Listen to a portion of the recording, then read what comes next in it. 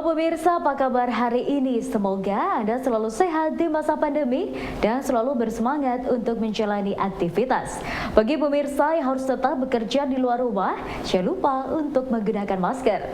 Hari ini program Berita Newspoint hadir menjumpai Anda bersama saya Khairunisa. Selama 30 menit ke depan, Newspoint akan menyajikan berita terbaru seputar Universitas Brawijaya dan Malang Raya. Jangan kemana-mana, keep on our channel Newspoint.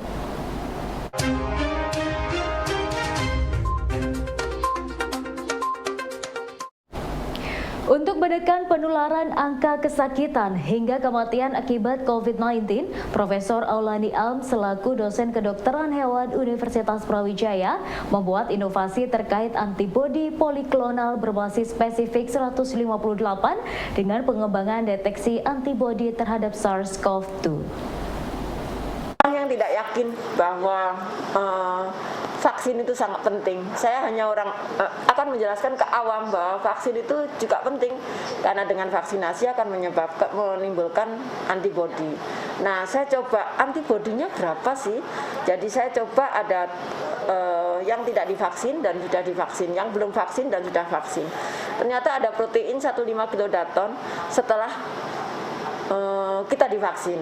Berarti itu ada antibodi yang diproduksi setelah orang mendapatkan vaksin.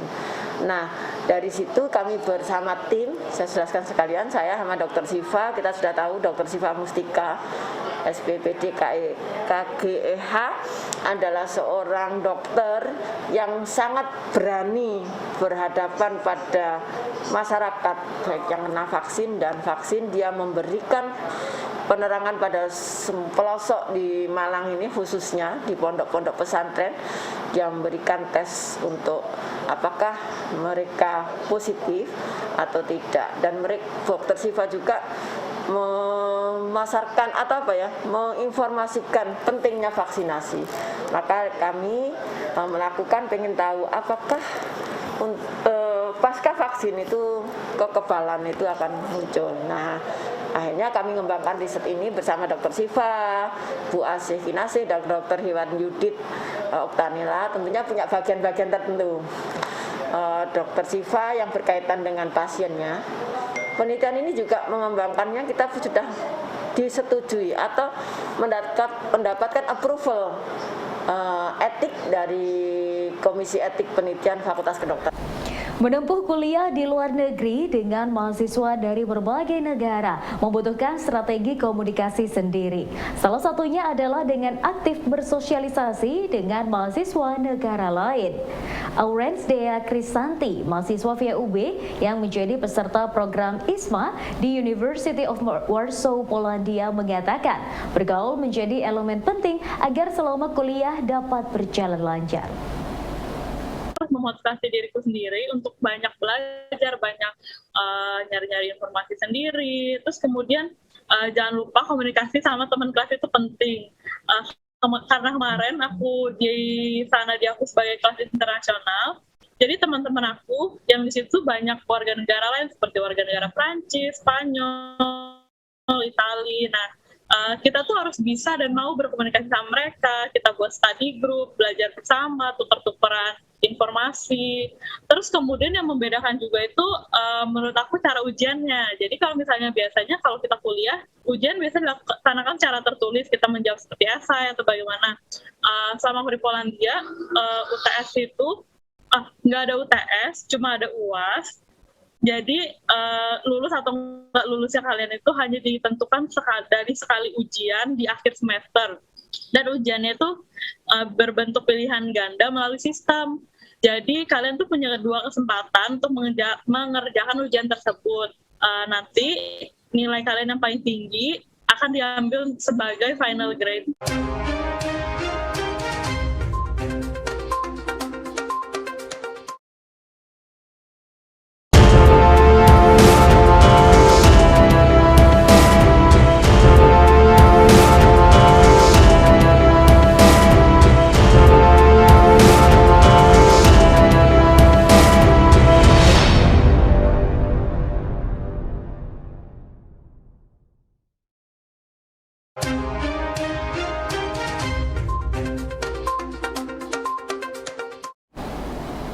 Lembaga Penelitian dan Pengabdian Masyarakat UB dalam era PTNBH ini mulai mengembangkan riset unggulan multidisiplin ilmu yang melibatkan berbagai keilmuan yang ada di UB dan mampu menjadi riset unggulan yang memberi dampak nyata bagi kehidupan masyarakat.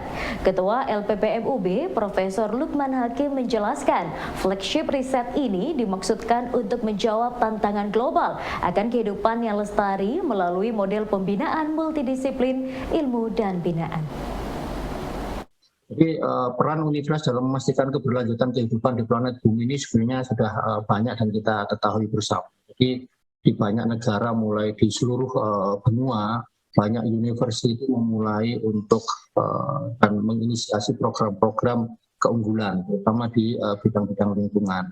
Misalnya ada Center of Excellence for Sustainable Food System, kemudian ada banyaklah di African Center of Excellence for Water Environmental Research dan sebagainya. Nah, bagaimana kemudian dengan Universitas Brawijaya? Secara singkat, saya akan menjelaskan aspek penting seperti ini. Coba slide selanjutnya, Pak. Jadi kami memikirkan keberadaan tentang Center of Excellence for Sustainable Biosphere Brawijaya University, di mana sebenarnya peran strategis ini kami ingin bahwa UB sebagai PTNBH salah satunya mempunyai flagship multidisciplinary dan integrated research yang bisa dilakukan di UB. Dan tentunya LPPM mempunyai sebuah challenge untuk menginisiasi program ini. Nah, program ini kami desain sebenarnya melibatkan pusat-pusat studi di bawah LPPM Universitas Brawijaya, BPPM Fakultas, serta program pasca sarjana. Nah, tentunya Center of Excellence yang kami pikirkan ini berupaya untuk menjawab tantangan dan kebutuhan global akan model kehidupan lestari lewat model pengelolaan interdisipliner kawasan binaan. Nah, saya pikir membutuhkan sebuah kawasan binaan yang dapat dikelola dalam konteks bagaimana kawasan binaan ini bisa menjadi laboratorium yang menjadi kepentingan bagi penyelenggaraan kegiatan penelitian, pendidikan, dan pengabdian masyarakat. Indonesia mendapat pengakuan cagar biosfer dari UNESCO pada kawasan Bromo Tengger Semeru dan Belambangan.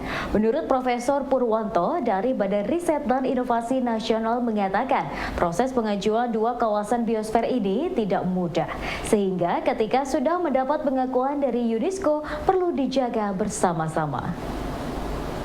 Yang perlu diingat kembali bahwa kita mengajukan kawasan ini untuk menjadi cagar biosfer itu tidak mudah karena mengalami suatu proses yang cukup panjang untuk menyampaikan keunggulan-keunggulan kita yang ada di dua kawasan ini agar mendapatkan rekognisi atau pengakuan dunia bahwa kawasan ini layak untuk dikelola melalui konsep cagar biosfer. Oleh karena itu kita mendapatkan sebuah sertifikat, jadi sertifikat itu ya kita ibaratkan ijazah seperti itulah.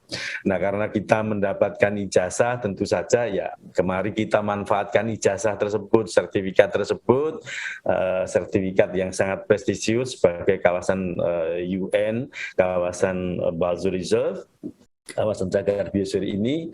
Nah, kalau kita tidak manfaatkan ya kita dapatnya kertas saja seperti itu. Ini sebagai warning buat saya, buat teman-teman semua. Jadi kita perlu betul memanfaatkan status ini untuk kepentingan tiga hal, yaitu kepentingan konservasi keanekaragaman hayati dan budaya, untuk kepentingan pembangunan berkelanjutan di kawasan itu, dan juga untuk kepentingan ilmu pengetahuan dan teknologi, logistik support.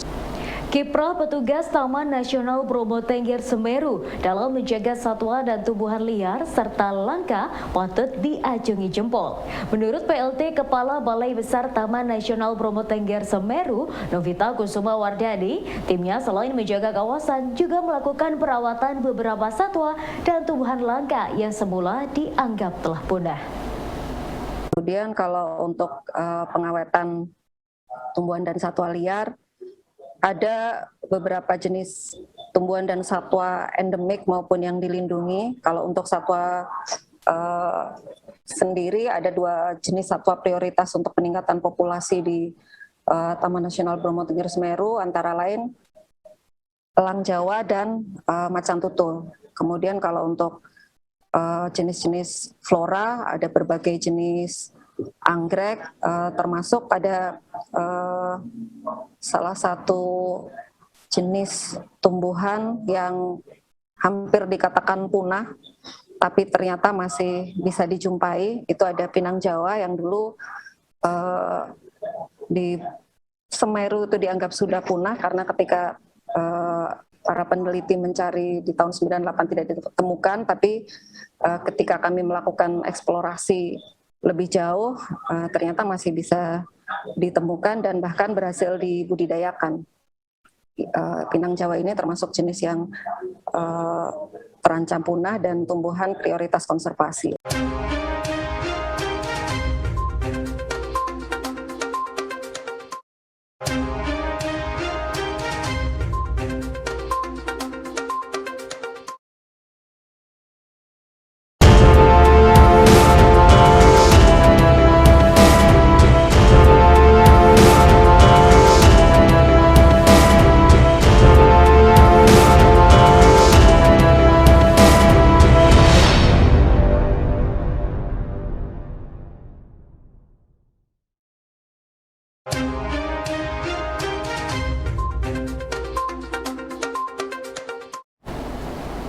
Untuk melahirkan inovator unggulan, setiap tahunnya Universitas Brawijaya memiliki program pembibitan melalui program inovasi dosen. Direktur Direktorat Inovasi dan Inkubator Bisnis UB, Dr. Bambang Ali Nugroho mengatakan, program inovasi dosen ini merupakan media internal UB sebagai sarana memunculkan inovasi dan inovasi baru setiap tahunnya dari kalangan dosen. Dengan pembibitan yang rutin setiap tahunnya, diharapkan UB mampu melahirkan inovator unggul secara konsisten yang mampu menjawab tantangan global dan permasalahan masyarakat. Tahun kedua kita ada program namanya Didik 2B ini yang didanai memang pendanaan internal ya dari UB, itu namanya program inovasi dosen. Jadi ini sudah tahun kedua. Kalau IEP itu sudah tahun keempat ya. Sekarang baru tahun kedua. Nah, yang tahun kemarin sudah di atas 10 itu, kalau 3 itu sebenarnya ada ya. Yang tahun ini sudah yang masuk ke kita sudah 21 proposal dari ya tadi nanti akan kita seleksi ya. Kita seleksi menjadi ya sekitar ya kurang dari 21 nanti karena targetnya tidak sebesar itu. Jadi ada program namanya program inovasi dosen yang memang tujuannya menjaring para inventor, dalam hal ini dosen ya, untuk menghasilkan prototipe atau produk-produk yang bisa kita hilirisasi. Jadi sementara ini untuk internal programnya itu program inovasi dosen. Meskipun tidak tertutup kemungkinan para dosen juga memiliki kegiatan di luar itu, Pak Siti ya, dengan kerjasama dengan lembaga pihak ketiga ya, seperti dari Kementerian Pendidikan Tinggi. Kita juga kerjasama juga dengan Kementerian Riset dan Teknologi misalnya. Jadi ada yang namanya skim pendanaan kita itu tidak hanya internal ya, untuk inovasi itu juga ada yang dari pendanaan eksternal. Mengusung tema Biosfer, LPPM UB menyiapkan program KKN tematik tahun 2022 yang melibatkan 1.000 mahasiswa. Tim KKN tematik UB, Yusron Sugiarto mengatakan bahwa pada tahun ini Biosfer menjadi tema sentral dari kegiatan KKN UB dengan mengambil lokasi di kawasan sekitar Biosfer Bromo Tengger Semeru dan kawasan Biosfer Belambangan. Tema KKN tahun 2022 dari LPPM UB ini mengangkat mengenai Biosfer Park dengan lokasi tujuannya ini adalah TNBTS, Tengger, Semeru, Bromo, dan juga nanti ada kawasan sekitarnya ini dari Banyuwangi, ya, ada di beberapa balai Meru Betiri, Baluran, dan juga Alas. Tahun ini kita membuka dari semua universitas, dari semua fakultas ya. Untuk tahun ini kita membuka semua mahasiswa dari semua fakultas di Universitas Brawijaya, dan kita rencananya akan merekrut 1.000 mahasiswa ya untuk KKN ini. Nah, untuk yang dokter mengabdi ini difokuskan kita akan bisa menggunakan 500 mahasiswa. Untuk mengurangi risiko penularan COVID-19 di lingkungan transportasi umum, membuat Eka Maulana selaku dosen Teknik Elektro Universitas Brawijaya membuat inovasi sterilisasi COVID. Alat yang diberi nama Sergap COVID-19 di udara menjadi salah satu pemenang di 113 inovasi Indonesia.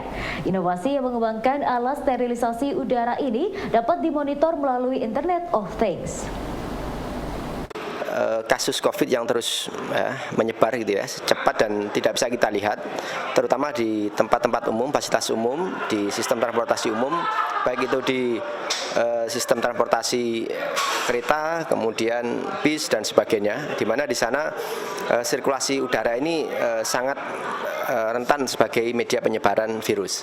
Sehingga melalui sistem ini kita desain sistem yang portable, yang sesuai dan cocok digunakan untuk sistem transportasi umum. Pada prinsip alat ini mampu menyerap udara di kabin sistem transportasi ini ya, diserap kemudian difilter melalui beberapa lapis filter tadi. Ada filter mekanik berupa HEPA dan sejenisnya, kemudian juga filter secara optik dengan UV melalui dosis tertentu, dan juga ionisasi menggunakan nanobubble ozon. Nah, disinilah satu proses itu melakukan proses sterilisasi secara bertahap. Sehingga akhir dari bagian filter yang melalui ozonisasi ini virus dapat dinetralisir dan dimusnahkan gitu ya, dinonaktifkan bahkan dimatikan gitu. Ya pemirsa, informasi tadi sekaligus menutup perjumpaan kita hari ini. Jangan lupa saksikan News Point setiap hari pukul 19.30 waktu Indonesia Barat hanya di UB TV, Televisi Pendidikan Universitas Brawijaya. Saya Khairunisa dan seluruh kru yang bertugas pamit undur diri. Tetap patuhi protokol kesehatan, wajib menggunakan masker. Terima kasih dan selamat beraktivitas.